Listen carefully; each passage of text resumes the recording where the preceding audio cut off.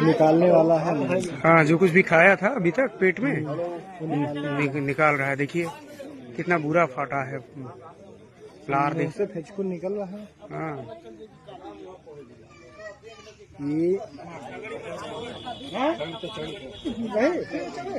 हाँ, बकरी का बच्चा है ये। बकरी का बच्चा है। हाँ, तो तोरे गौवा वाली हो। हाँ, ले देखो ये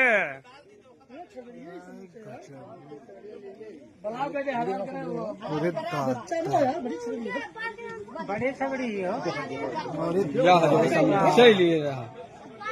इतनी बड़ी बकरी खा गया। पूरा खाया था। देखो अभी तक, इसीलिए तो ये डोल नहीं पा रहा था, हिल नहीं पा रहा था इधर। अब भागेगा ये तेज, अब तेज भगेगा ये। अब इसका लोड खत्म हो गया। देखो लंबाई है, बहुत लंबा, बहुत लंबाई देखिए। यहाँ से स्टार्ट होता है और ऐसे ऐसे करते देखिए कहाँ तक जा रहा है ये। बहुत लंबा है। जात है पूरी। अब पकड़ो मुंशी, नहीं पकड़ में नहीं आएगा। जात है तो वो ऊपर कहाँ पर? जात है। अरे जाने दो यार।